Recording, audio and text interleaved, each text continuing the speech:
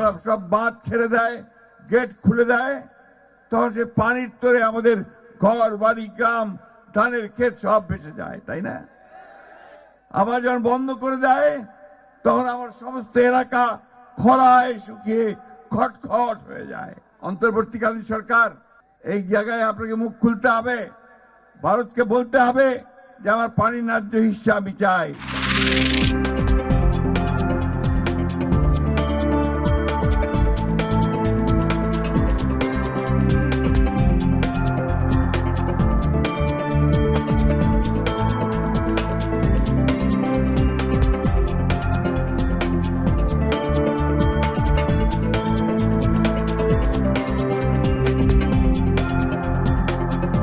আমাদের মৌলিক প্রস্তাবনাগুলো হলো আদর্শিক বাইনারির কালচারাল দ্বন্দ্বের বাইরে গিয়ে মধ্যমপন্থী ছাত্র রাজনীতিকে প্রতিষ্ঠা করা।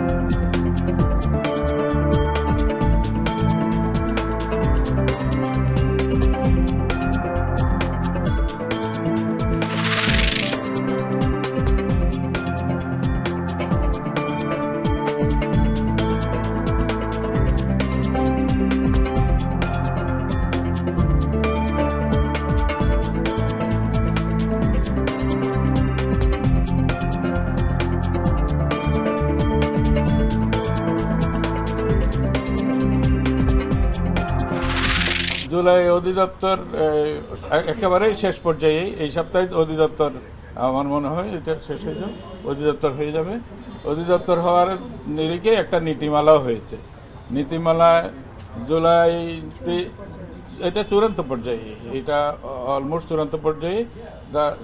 জুলাই অভ্যুত্থানে যারা শহীদ হয়েছেন তারা জুলাই শহীদ নামে খ্যাত হবেন এবং এই নিরিখে তারা সনদ পাবেন, পরিচয়পত্রও পাবেন তাদের পরিবারগুলো।